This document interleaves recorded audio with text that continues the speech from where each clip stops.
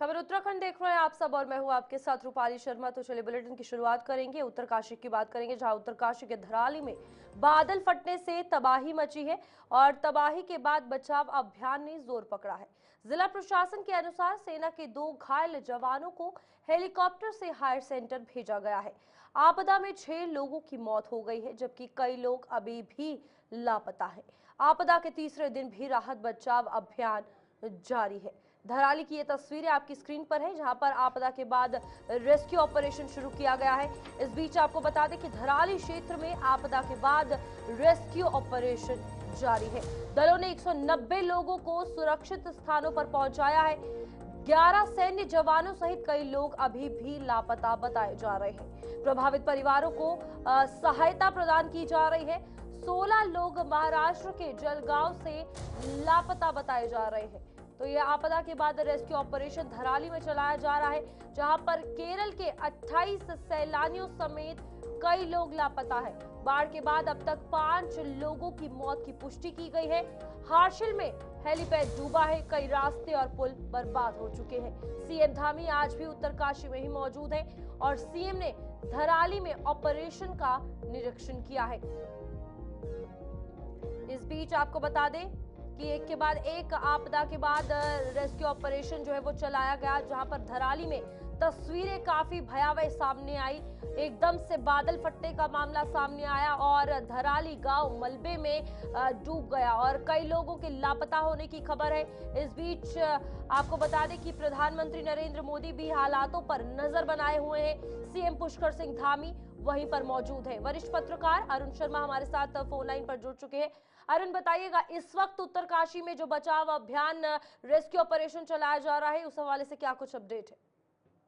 देखिए, आज मौसम साफ है और सुबह से धूप खिली है, तो उस वजह से ये लगता है कि आज राहत और बचाव कार्य जो है वो बहुत तेजी से होंगे।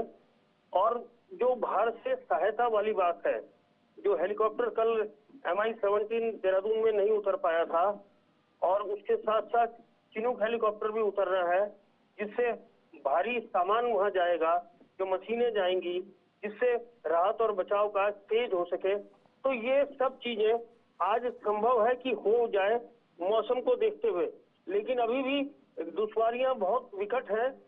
वो लगा वहां दलदल हो गई है और आप ये देख लीजिए कि लगभग 100 से ज्यादा लोग लापता हैं। इसके बावजूद कि 190 लोगों को सुरक्षित जगह पे पहुंचाया गया, उनका इलाज कराया जा रहा है, इसके बावजूद 100 से ज्यादा लापता है और बहुत सारे तीर्थ यात्री हैं जो वहां ठहरे हुए थे और जो मकान उस सैलाब में तिनकों की तरह बह गए, उस मकान उन होटल में या गेस्ट हाउस में रुके हुए थे, तो उनका भी कोई पता नहीं है और उनके साथ वाले कोई बताने को तैयार नहीं है। अभी तक स्थिति ये है। ठीक है अरुण, अभी जिन लोगों की मौत का आंकड़ा सामने आया है वो 6 है। क्या ये आंकड़ा बढ़ सकता है? क्योंकि जिस हिसाब से सिचुएशन है उस गांव की, मलबे में पूरा गांव दबा हुआ है, बहुत लंबा ऑपरेशन चल सकता है, तो जाहिर है आंकड़ा बढ़ता हुआ भी नजर आएगा। निश्चित तौर पर देखिए, जिस तरह वहां सैलाब आया और जो वीडियो में साफ दिख रहा है किस तरह लोग भाग रहे हैं, एक गाड़ी भी उसके बीच में जा रही है, बाद में वो गाड़ी नदी में तैरती भी दिखी। लोगों का कहना है कि उसमें भी कुछ लोग थे सवार जो उस सैलाब के साथ नदी में बह गए।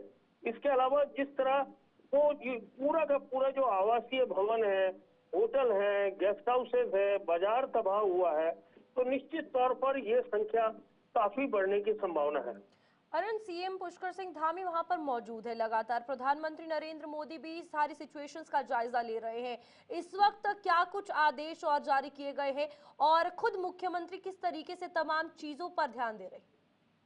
देखिए, मुख्यमंत्री लगातार जब ये सैलाब आया उसके बाद आंध्र प्रदेश की यात्रा छोड़कर सीधे घटनास्थल पर पहुंच गए और उसको वो देहरादून आ गए और वहां उन्होंने आपदा जो संचालन केंद्र है उसमें उच्च अधिकारियों की बैठक लेकर आवश्यक दिशा निर्देश दिए।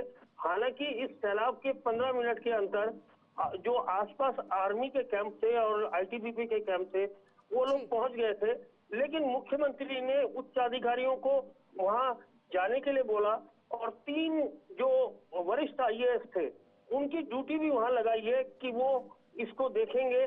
और गृह सचिव शैलेश बगोली को ये कहा गया है कि वो तमाम चीजों पर कोऑर्डिनेशन बना के रखेंगे। आर्मी है, कल देखिए मुख्यमंत्री के साथ साथ उस जगह पर NDRF की टीम भी उतरी है खाद्य सामग्री लेकर। और उसके अलावा SDRF और सेना, ITBP, स्थानीय प्रशासन, पुलिस, ये सब पहले से उस जगह पे थे और वो काम कर रहे थे। तो ये अभी देखिए सभी ओर से ये कोशिश की जा रही है सबसे पहले कि किस तरह राहत और बचाव कार्य तेजी से चलाया जाए, और अगर कोई मलबे में है या कहीं किसी के जीवित रहने की संभावना है तो उसे बचाया जा सके। ठीक है अरुण, बहुत बहुत धन्यवाद इस हवाले से जानकारी देने के लिए। तो ये उत्तरकाशी की तस्वीरें थी जहां पर धराली में ये इस आपदा के बाद रेस्क्यू ऑपरेशन अभी भी जारी है। जो लोग मलबे में दबे हुए हैं या फिर लापता है, उन्हें ढूंढने की कोशिश की जा रही है और सरकार इसमें पूरी नजर बनाए हुए है। आगे बढ़ेंगे जहां पर मुख्यमंत्री पुष्कर सिंह धामी ने धराली हार्शल में गतिमान राहत एवं बचाव कार्यों की देर शाम स्मार्ट कंट्रोल रूम उत्तरकाशी में समीक्षा की है। इस बीच समीक्षा के दौरान अन्य जनपदों के जिलाधिकारी एवं शासन के उच्च अधिकारी भी वीडियो कॉन्फ्रेंसिंग के माध्यम से जुड़े रहे हैं। इसके पहले मुख्यमंत्री ने हार्शल एवं धराली क्षेत्र का दौरा किया और प्रभावित परिवारों से मिले। मुख्यमंत्री ने प्रभावित परिवारों को हर संभव मदद का भरोसा दिया है। मुख्यमंत्री ने धराली में बादल फटने से हुए नुकसान का जायजा लेते हुए राहत एवं बचाव कार्यों को तीव्र गति से साथ पूर्ण करने के निर्देश दे दिए हैं। प्रभावित क्षेत्रों का स्थलीय निरीक्षण के उपरांत मुख्यमंत्री ने आपदा कंट्रोल रूम पहुंचकर सभी जनपदों की आपदा तैयारियों की स्थिति की भी जानकारी ली और अधिकारियों को जरूरी दिशा निर्देश दिए। मुख्यमंत्री ने कहा कि आपदा प्रभावित क्षेत्रों में राहत एवं बचाव कार्य सर्वोच्च प्राथमिकता पर किया जाए तथा प्रभावितों को भोजन, पेयजल, चिकित्सा सहायता और अन्य आवश्यक सामग्री शीघ्र उपलब्ध कराई जाए। राहत शिविरों में रहने वाले लोगों को साफ सफाई, शौचालय, स्वास्थ्य सेवाएं और आवश्यक सुविधाएं सुनिश्चित कराई जाए। मुख्यमंत्री ने अवरुद्ध सड़क मार्ग को यथाशीघ्र खोलने के निर्देश देते हुए कहा कि राहत सामग्री और बचाव दलों की निर्बाध पहुंच सुनिश्चित की जाए।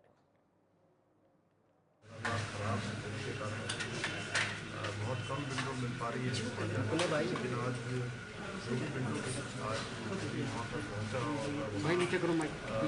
जो हमारा धराली के लोग और मथुरा के लोग और हमारा भगोरी गाँव वहाँ पर है, हरदोई के लोग, सभी से भेंट हुई, सबसे मुलाकात और रेस्क्यू अभियान वहाँ पर प्रारंभ कर दिया गया है।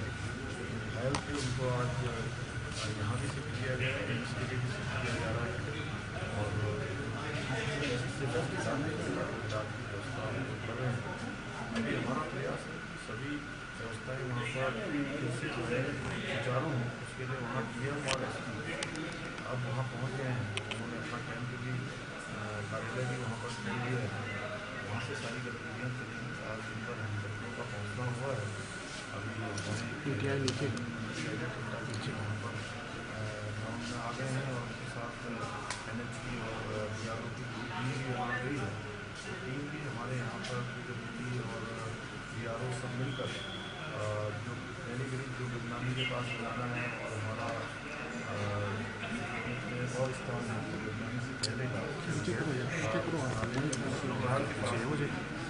वहाँ पर भी जो है कैटेगरी की व्यवस्था हुई, 4 कैटेगरी आ रहे हैं, उसी से भी हम लोगों ने सरकार व्यवस्था कहा है, उनकी व्यवस्था हो रही है। तो रोड कनेक्टिविटी बनने में अभी टाइम लगेगा, लेकिन अन्य व्यवस्थाएँ चलेंगी, साथ अभियान भी चलेगा। बिजली रिस्टोर करने में भी अभी परेशानी है, लगभग 12 किलोमीटर का पूरा केबल जो है उससे पावर हाउस पूरी तरह से इस आपदा में प्रभावित हुआ है। धराली पूरा का पूरा आपदा की भेंट चढ़ गया है, बहुत बड़ा नुकसान हुआ है वहाँ पर, लेकिन हम लोग सारे मिलकर इस आपदा से हमारी गाँव फिर से जो है पहले स्थिति में आएगा, उसके लिए हम सब लोग प्रयास कर रहे हैं।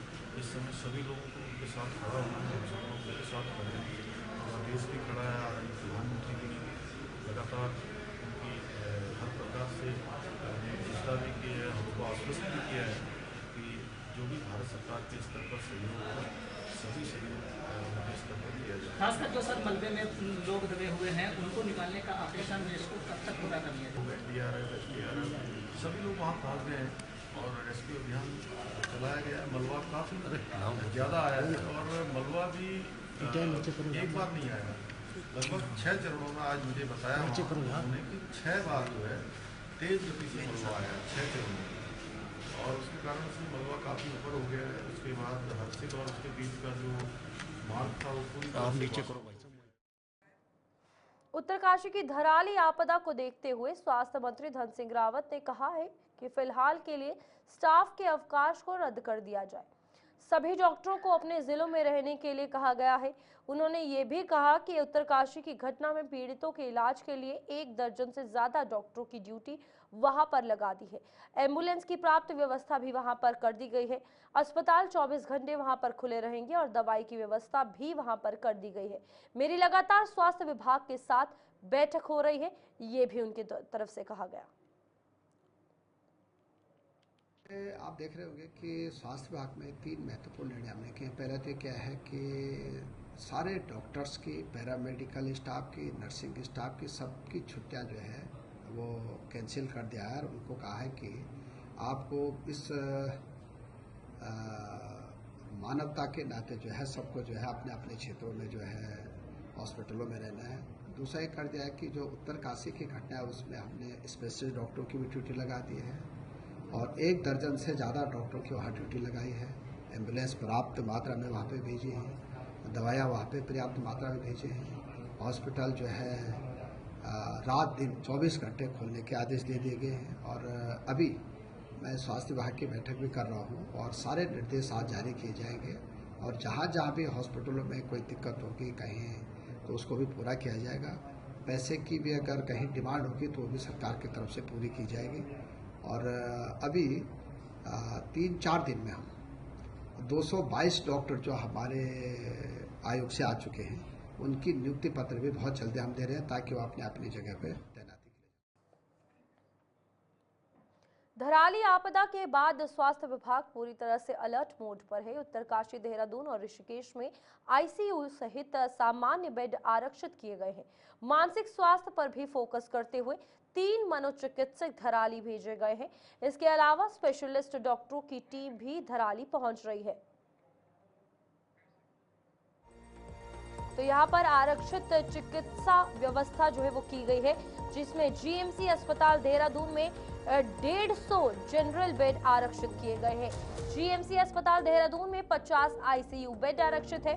कोरोनेशन जिला अस्पताल में देहरादून में 80 जनरल बेड आरक्षित किए गए हैं। इसी के साथ साथ कोरोनेशन जिला अस्पताल में 20 आईसीयू बेड आरक्षित किए गए हैं। एम्स की अगर बात करें, एम्स ऋषिकेश में 50 जनरल बेड और 20 आईसीयू बेड आरक्षित किए गए हैं।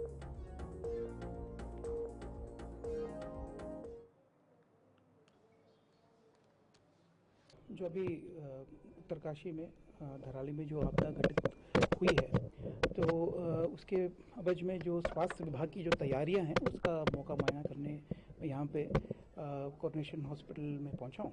इससे पहले दून मेडिकल कॉलेज हॉस्पिटल में भी जो है व्यवस्थाएं मैंने देखी और वहाँ पर लगभग हमारे 50 जो है जनरल बेड्स और 20 आईसीयू बेड्स तैयार हैं और सब जो है रेडी टू यूज़ हैं और जैसे ही वहाँ से लोग मूव होते हैं, सर्वाइवर्स मूव होते हैं, उनको हम इमीडिएटली मेडिकल सुविधा देना शुरू कर देंगे। साथ साथ यहाँ पे डिस्ट्रिक्ट हॉस्पिटल कोरोनेशन में लगभग हमारे 100 जनरल बेड्स और 20 आईसीयू बेड्स बिल्कुल तैयार हैं और यहाँ पे ट्रायज एरिया भी यहाँ पे सीएमएस द्वारा बनाया गया है और गांधी में भी गांधी शताब्दी हॉस्पिटल में भी एक ट्रायज एरिया हम लोगों ने विकसित किया है। तो तैयारियां स्वास्थ्य विभाग की ओर से पूरी तरीके से हम लोग मुस्तैद हैं। माननीय मुख्यमंत्री जी के निर्देशों के क्रम में जो भी यथासंभव स्वास्थ्य विभाग के द्वारा किया जा सकता है वो हम लोग कर रहे हैं और ये आने वाले समय में जैसे ही सर्वाइवर्स आना शुरू होंगे यहाँ पे हमारे लिए बहुत बड़ी चुनौती है, लेकिन चुनौती को सामना करने के लिए स्वास्थ्य विभाग पूरी तरीके से मुस्तैद है। देखिए धराली से सबसे पहला जो सबसे पास जो हमारा मेडिकल फैसिलिटी पड़ता है वो पीएचसी हर्षिल है, जो कि 4 to 6 बेडेड हॉस्पिटल है वहाँ पे हमारा स्टाफ तैनात है, लेकिन हरसिल तक का जो अभी जो मेरी सीएमओ से भी बात हो रही है, लगातार सीएमओ भी ग्राउंड पे हैं और लगातार मुझे अपडेट भी दे रहे हैं। भटवाड़ी से आगे जो है चड़ेती करके एक जगह है, तो चड़ेती से आगे पूरा वॉश आउट भी हुआ है। इस वजह से हमारे सीएमओ भी नहीं पहुंच पाए हैं वहाँ पे, लेकिन पीएचसी केंद्र स्वास्थ्य और परिवार कल्याण राज्य मंत्री प्रताप सिंह जाधव ने एम्स ऋषिकेश विभिन्न स्वास्थ्य योजनाओं का लोकार्पण किया। इस दौरान उन्होंने कहा कि ऋषिकेश का एम्स उत्तराखंड ही नहीं बल्कि उत्तर प्रदेश के मरीजों के लिए भी संजीवनी बना हुआ है। इस संजीवनी प्रदान करने वाले एम्स में स्वास्थ्य सुविधाओं की कोई कमी ना रहे, इसके प्रयास राज्य और केंद्र सरकार कर रही है। उन्होंने ये भी बताया कि वर्ष 2014 से पहले की सरकारों ने आयुष की ओर कोई ध्यान नहीं दिया। मोदी सरकार ने अस्तित्व में आते ही आयुष मंत्रालय की स्थापना की और पूरी दुनिया में आयुष का प्रचार प्रसार किया। ये पद्धति प्राचीन पद्धति है और इस पद्धति से होने वाले इलाज का जहां खर्च कम है, वहीं जड़ से रोग के खत्म होने की भी पूरी उम्मीद रहती है। मौके पर एम्स की डायरेक्टर प्रोफेसर मीनू सिंह ने केंद्र स्वास्थ्य और परिवार कल्याण राज्य मंत्री से आयुष का एम्स में विस्तार करने की मांग की। आयुष के बारे में हमारे प्रधानमंत्री जो है आदरणीय नरेंद्र मोदी जी, उनका बहुत ही लगाव है, क्योंकि आयुष और हमारा आयुर्वेद, योगा, ये हमारे देश की प्राचीन चिकित्सा पद्धति है। सदियों से हमारे सभी ऋषि मुनियों ने पहाड़ों में, जंगलों में अपना पूरा जीवन व्यतीत करके और बड़ा संशोधन करके ये आयुष की और आयुर्वेद और योगा का निर्माण उन्होंने किया है। और इसके लिए 2014 के पहले हमारे देश में आयुष के तरफ जितना ध्यान देना चाहिए था, सरकारों ने उतना नहीं दिया।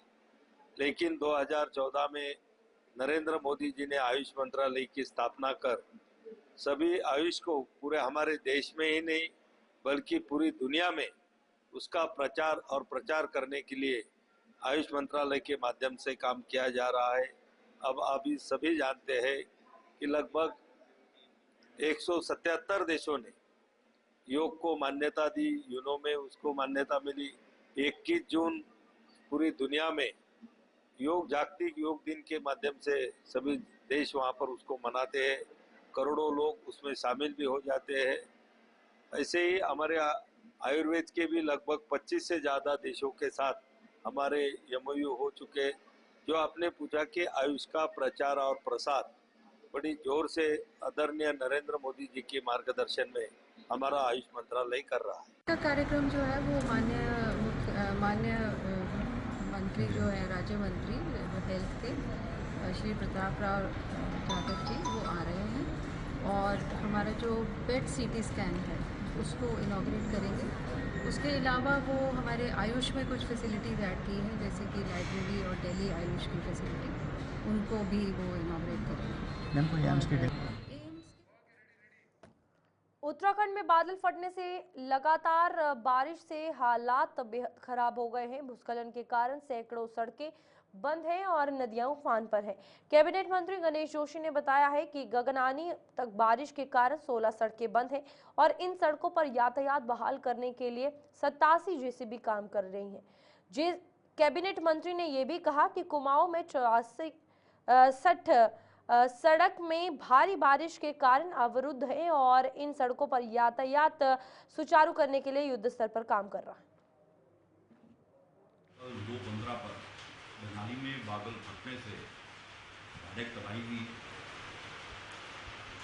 4 भी सबसे पहले सेना वहाँ पहुँच चुकी थी और 4 जो कम्युनिटी उन्होंने रिकवर की हैं। 50 के लगभग लोग लापता है। लगातार हमारी सेना, NDRF, SDRF, आपदा प्रबंधन पूरा डिपार्टमेंट और ऐसे में पूरा तंत्र वहाँ बचाव राहत कार्य में लगा है। मैंने आज भी KNSY की सड़कों की समीक्षा की थी कि सड़कों को खोला जाए। 87 JCB मशीनें वहाँ पर लगी हुई और पूरी ताकत के साथ हमारा विभाग इस काम में लगा हुआ है। इसी प्रकार कुमाऊं में हमारी 64 सड़कें बंद हैं। एक पुल धारचूड़ा का पूर्णतः क्षतिग्रस्त हो गया है, जो 36 मीटर का है, उसमें 24। मृतक उपनल कार्मिक को मिली सहायता राशि गणेश जोशी ने परिजनों को सौंपा 50 लाख का चेक। यहां पर आपको बता दें कि सैनिक कल्याण मंत्री गणेश जोशी ने देहरादून में स्थित कैंप कार्यालय में उपनल के माध्यम से विद्युत विभाग के कार्य करने वाले उपनल कर्मचारी धनवीर सिंह नेगी की आकस्मिक मृत्यु होने पर उपनल और पंजाब नेशनल बैंक के बीच हुए करार के क्रम में 50 लाख की धनराशि का चेक मृतक के पिता बलवीर सिंह नेगी तथा उनकी पत्नी मंगीता नेगी को सौंपा है। बलवीर सिंह नेगी जो उपनल के माध्यम से विद्युत विभाग में कार्यरत था, ड्यूटी के दौरान दुर्घटना में उसकी मृत्यु हुई और आज पीएनबी के सहयोग से जो उनका इंश्योरेंस हुआ है उसके माध्यम से 50 लाख रुपए की चेक उनको दिया गया है। क्योंकि जब से मुझे विभाग मिला है, हमारी कोशिश रही है कि अपने कर्मचारियों की अधिक से अधिक मदद की जाए, क्योंकि ये अल्प वेतनभोगी हमारे कर्मचारी हैं और सरकार की अगर कोई घटना दुर्घटना होती है तो इनको जो मिलने वाली पूर्व में सहायता राशि वो इनके फंड से ना के बराबर होते थे। मुझे याद है जब मैं चलिए बुलेटिन में अभी के लिए इतना ही। खबरें आगे भी जारी रहेंगी, आप देखते रहिए गुलिस्तान न्यूज।